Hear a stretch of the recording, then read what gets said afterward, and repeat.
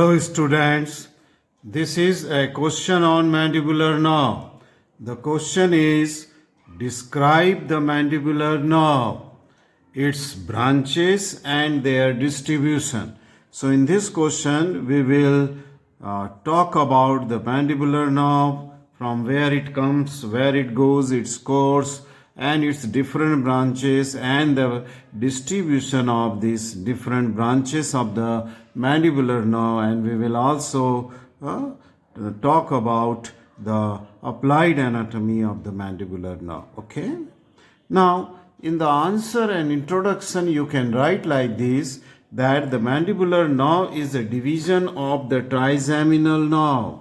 Trigeminal nerve means it is the fifth cranial nerve and it is one of the division. That means there are two other divisions are there, that is ophthalmic, maxillary, and this is the mandibular nerve. So three division of the trigeminal nerve is, this is the mandibular nerve, the third division, and this nerve is a mixed nerve. Mixed nerve means this contains both motor and sensory nerve fibers. That means it innervates to the skeletal muscles and it also innervates to the sensory fibers, to the various structures which we will just see. Okay, various structure. Then it has a short trunk. Thus now that it has a short trunk, very short trunk, which after coming out from the foramina ovale divides into anterior and posterior division. That means the trunk, there is a trunk after its origin from the trigeminal ganglion. Okay, there is a short trunk, and as soon as it arises from trigeminal ganglion, it passes through the foramina ovale, and just at the foramina ovale, inferior to the foramina ovale, then it soon divides into the anterior and posterior divisions. Okay, so there is a main trunk, and main trunk is dividing into anterior and posterior division. Let us see about the main trunk, but before that let us see this diagram where it is the main trunk. Now see, this is the foramina ovale through which this mandibular nerve is coming out from the middle cranial fossa at the base of the skull. So I will just write it here as main trunk, and this main trunk is very short, and soon here it is dividing into two divisions. One which is going anteriorly is the anterior division, and this is called as the posterior division. So anterior and posterior divisions are there. Now first I will tell you about the branches which are taking origin from the main trunk, and I will also tell you about the relations of the main trunk, what lies deep to it, what lies superficial, anterior and posterior to the main trunk, just below the foramina ovale. Now the main trunk is, as I said, is very short, and it just below the foramina ovale, it lies posterior to lateral pterygoid plate. Okay, lateral pterygoid plate we have already learned. It gives origin to the lateral pterygoid muscle from its lateral surface and medial pterygoid from its medial surface. So its position of the main trunk is behind the lateral pterygoid plate. That means posterior to the lateral pterygoid plate. Okay. Now then its medial relation. Medial relation means its deep relation. Whatsoever lies deep to the main trunk will be called as its medial relation, means towards the median plane. There is the presence of otic ganglion. Okay, just deep to the main trunk is the otic ganglion. Okay, and this otic ganglion and two muscle, tensor pallati muscle. Okay, not two, just one, and it is the tensor pallati muscle and otic ganglion. They are its medial relation. Now let us see in this diagram. I have not shown the otic ganglion deep to the main trunk. This is the otic ganglion. OTIC, otic ganglion. Okay, I have. But actually this otic ganglion lies deep to this main trunk, though it is been shown anterior to it, but don't confuse that. It lies deep to the main trunk. Okay. Then we see the lateral relation, what lies superficial to the main trunk, that is lateral. Okay, that is the lateral pterygoid muscle. Okay, lateral to it. That means this main trunk lies deep to the lateral pterygoid muscle. Unless and until we will not, I mean to say, expose the lateral pterygoid and cut it, we cannot see this main trunk. Okay, so main trunk is deeply situated, deep to the lateral pterygoid muscle. Then what is posterior? Posteriorly, it is related to the middle meningeal artery. See here. Okay, let us see this diagram, and this posterior to this is an artery going towards the foramina spinosum, and this is the middle meningeal artery which lies posterior to it. Okay, posterior. So these are the relations of the very short main trunk at the base of the skull. Let us come to the branches of the main trunk and where they are distributed, okay, to which structures they are innervating.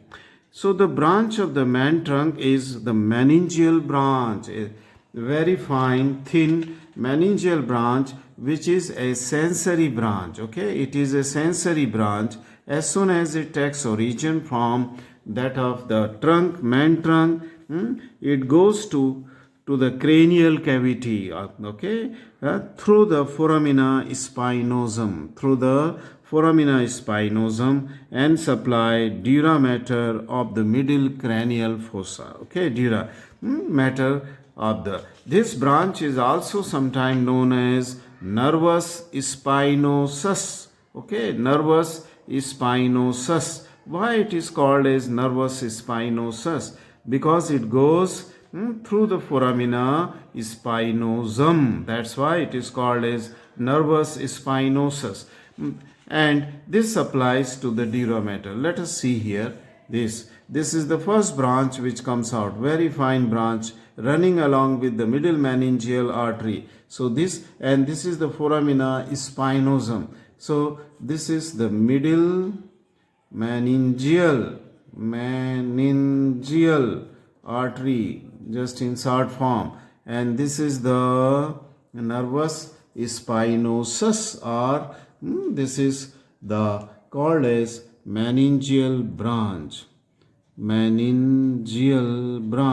and as name suggests, it will go back into the cranial cavity, and there it will supply the dura mater of the middle cranial fossa. I hope you have understood the distribution of this first branch from the main trunk, and it is the middle meningeal artery. Let us come to the second branch, and second branch is notomedial pterygoid. Okay, sorry, not to the medial pterygoid. It is the not to the medial pterygoid. Okay, though it has to go through the otic ganglion. See, sorry, this now. Okay, we are talking about this now, so I am just drawing it here like this. Now to medial pterygoid muscle, So this now, okay, now to, as I said that it is, I have drawn it anterior to the main trunk, but it lies, okay, medial to the main trunk where the otic ganglion is located. As soon as this branch will take origin, it will go into the otic ganglion, and without relay, this will come out from the otic ganglion. Just it will pass through the otic ganglion because it is a motor branch, somatic motor branch. But here nothing to do with the otic ganglion, because otic ganglion is a parasympathetic ganglion. It is a parasympathetic, which is here containing the neurons which are parasympathetic postganglionic neurons. But this now will just pass through the otic ganglion and will soon divide into three branches. The main branch will go to the medial pterygoid muscle. The other two branches, they will go to the tensor tympani and the tensor palati.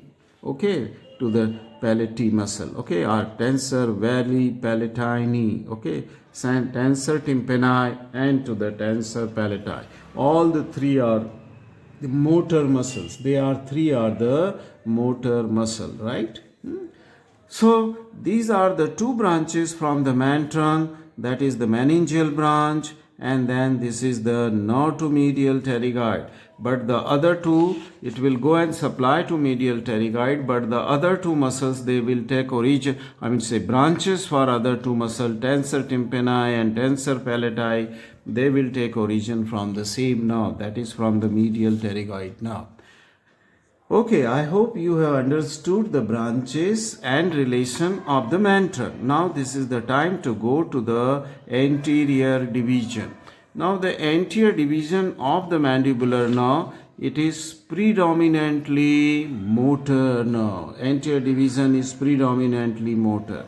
Okay, except one of its branch which is called as the buccinator. Okay, say buccal branch, not buccinator. It is the buccal nerve. It is called as the buccal nerve. This nerve is buccal nerve, terminal branch, buccal nerve. It is sensory. The rest of the other nerve which are taking origin from the anterior division, they all are motor nerve. And which are those nerve? Okay, these are the nerve to the masseter. This nerve which will go and supply to the masseter muscle which lies superficially onto the ramus of mandible, on the lateral surface of the ramus of mandible. This masseter nerve will go through the notch, mandibular notch, that is between the condylar and coronoid process, and then will go on the undersurface of the masseter muscle, and this masseter muscle is attached onto the lateral surface of the ramus of the mandible. So this is the first branch from anterior division, and I will write here as masseter, notomasseter you can call it. It is the nerve to the masseter muscle. Okay, then second branch is the deep temporal nerves. So there are two at least. Deep temporal nerve. I will write down here deep temporal nerves, and this they will go up deep to the temporalis muscle on temporal fossa in temporal, and these are responsible to give or innervate to the muscle temporalis muscle. So these are the deep temporal nerve, motor to the temporalis muscle. At least there are two which goes deep to the in the substance of the temporalis. Then there is a muscle which is nerve which will go and supply to the lateral pterygoid. So this is called as nerve to the lateral pterygoid. Okay, I will just write here nerve to lateral pterygoid. Nerve to the lateral pterygoid. Medial pterygoid was from main trunk. Lateral pterygoid is from anterior division. Nerve to masseter is also from that of the anterior division, and temporalis is supplied by the deep temporal nerve. This completes all the four muscles of mastications which are supplied by the anterior division, and except the medial pterygoid which is supplied by the main trunk. Remaining three are supplied by the anterior division of the mandibular nerve. Okay. And as I said, then the terminal branch is called as the buccal nerve, and this buccal nerve is only sensory. Okay, and this terminate into the by supplying to the oral cavity, mucosa of the oral cavity. So this is the only terminal branch which is sensory. The rest of other are motor.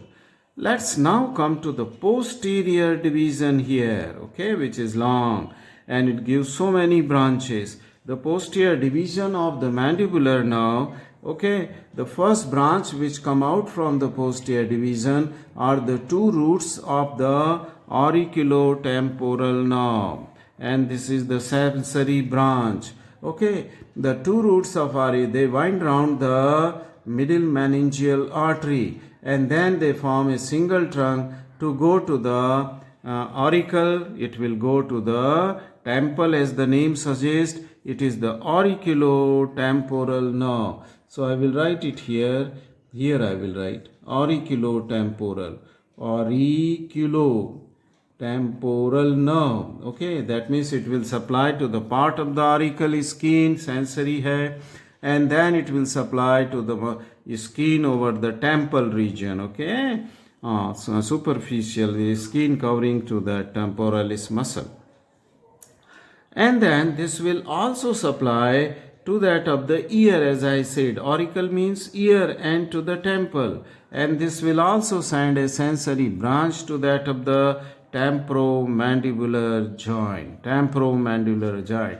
But important is that though it is sensory, but it also carries the secretomotor fiber, the postganglionic secretomotor fibers, which are arising from the otic ganglion, and then they will pass through this auriculotemporal nerve to the parotid gland. So the otic ganglion is containing the neuron which are postganglionic neuron of parasympathetic, and their fibers will go and supply to the parotid gland. Secretomotor means when they are stimulated, this will lead to the secretion from the parotid gland, and they take the path on the surface on the auriculotemporal nerve, because auriculotemporal nerve is in relation to that of the parotid gland. Okay, it is right. So let us come to the, after this auriculotemporal nerve, we come to the lingual nerve. Second division from, second branch from posterior division is this nerve, and I will call it as lingual nerve because it will go and supply to the anterior 2/3 of the tongue. So anterior 2/3 of the tongue is supplied, that is sensory. Okay, it is the sensory branch which will supply to the tongue. Sensation from the mucous membrane of the tongue will go from anterior 2/3. The posterior 1/3 goes by the glossopharyngeal. So this is the lingual nerve, branch of the mandibular nerve. Okay, it is branch.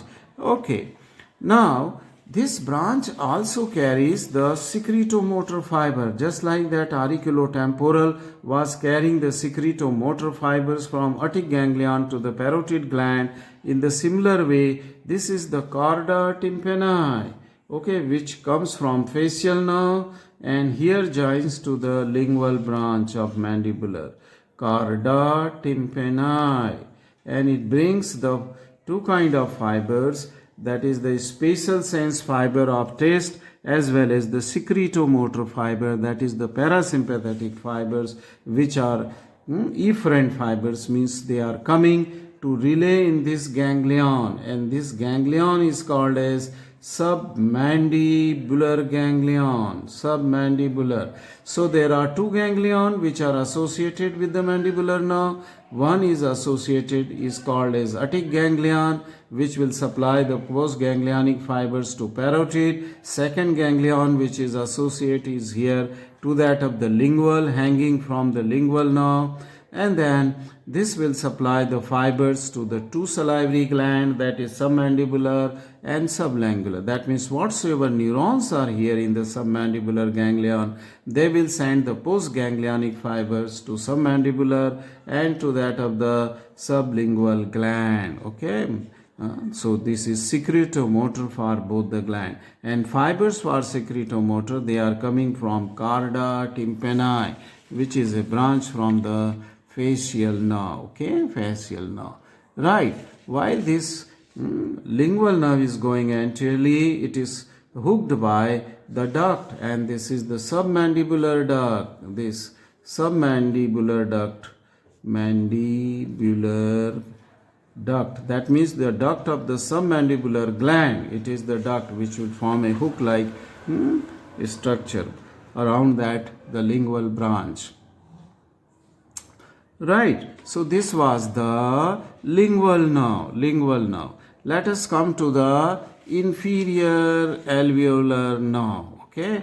This branch is called as inferior alveolar, as the name suggest. This is going to the jaw. Okay, mandible. Okay, this is going to the mandible, where it will supply to the alveolar process of the lower jaw, that is the mandibular, mandible. So after, and then soon it will enter. Okay, this nerve will enter into the mandibular foramina and will travel this inferior alveolar into the mandibular canal. Okay, it will travel into the mandibular canal, and this branch is sensory fibers and will send sensory fibers to the teeth. The fibers, they will go to the mandibular teeth from the inferior alveolar nerve will supply. The anteriormost fiber here, it will go to the incisor teeth, and then it will also send the fibers here, which is called as the incisive branch, okay, going to the incisor teeth, okay. So this is the inferior alveolar nerve sending the sensory fibers to the mandibular teeth, okay, mandibular teeth. This will also send the sensory fiber to the skin and mucous membrane over the lower jaw, and this is through the mantle nerve. And this mantle nerve comes out through the mantle foramina, which is in the body of the mandible on its lateral surface. So this is how, after coming out from the mandibular canal, okay, one of its branch will go backwards and will come out on the surface as the mantle nerve, as a mantle nerve. But before it goes into the mandibular canal, at the mandibular foramina, which is on the medial aspect of the ramus of the mandible, this branch is given, okay, just before it enters, and this branch is called as the mylohyoid, okay, it is called as mylohyoid. This is the mylohyoid branch. Again, this branch is motor to the mylohyoid muscle, okay, it will supply to the mylohyoid muscle and to that of the anterior belly of the digastric, to the anterior belly of digastric muscle, and this is to the muscle mylohyoid. So two muscles will be supplied by the mylohyoid nerve, anterior belly of digastric and mylohyoid, and this is a branch from inferior alveolar. While the main trunk of the inferior alveolar will go inside the mandibular foramina and then travel into the mandibular canal, which is present deep to the alveolar process or the roots of the mandibular teeth, and then this may send a branch which is called as mantle nerve, which will come out through a foramina on the lateral surface of the body of the mandible, okay, and will supply the sensory fibers to that of the mucous membrane, to that of the cheek, okay, to the chin, okay, the skin, okay. These are all supplied by the lower inferior alveolar branch, okay, inferior alveolar branch. So the skin, the mucous membrane over lower jaw, okay, they are all, and the various teeth, okay, all the teeth almost, they are almost, it is exactly all teeth are, mandibular teeth are supplied by through this now, okay, beside the mylohyoid muscle and the anterior belly of digastric. So this posterior trunk will supply many muscles, okay, it will supply to the many muscles including the tongue, sensory, and it is a mix now, okay, some are motor fibers and some are the sensory fibers, okay. So this is how the distribution and the branches of mandibular nerve can be shown by drawing a very simple diagram, by this simple diagram, okay. Let us come to the last portion of this, applied anatomy.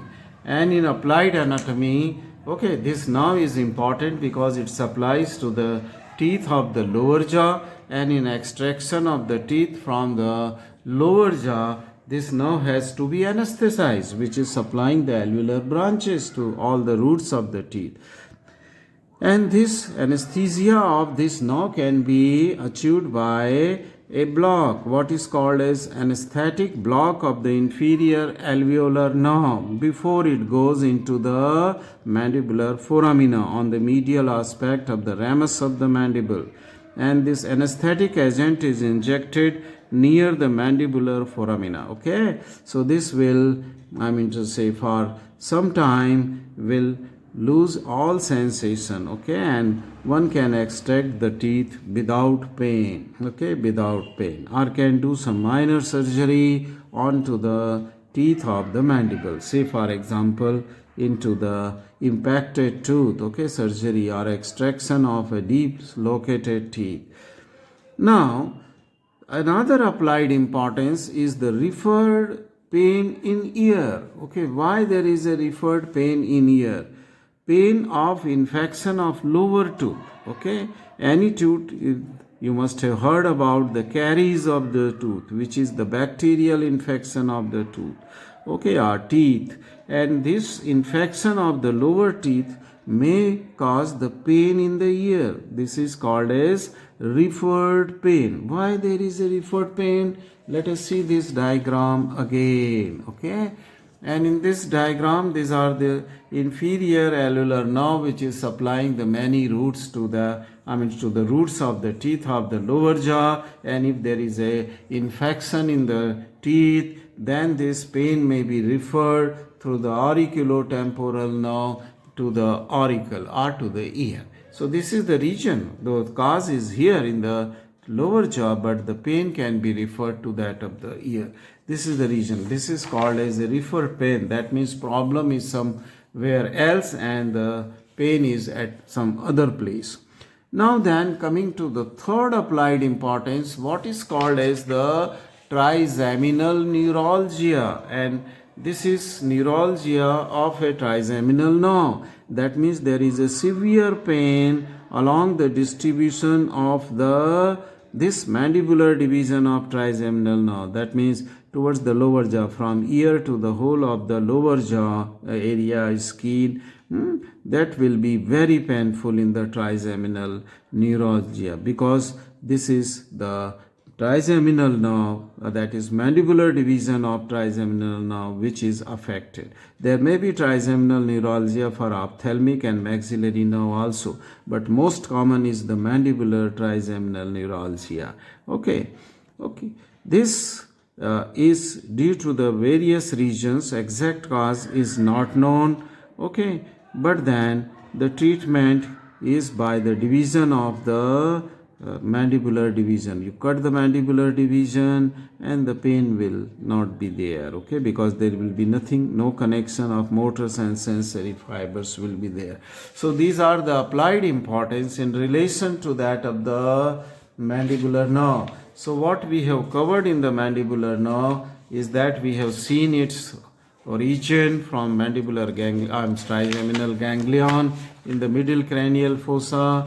Then we have seen the relation of the main trunk. Okay, then we have seen the branches of the main trunk, then the branches from the anterior division of mandibular nerve, and the branches from the posterior division of mandibular nerve, and lastly we have seen the applied importance of this mandibular nerve. Thank you very much for watching this important question on the mandibular nerve.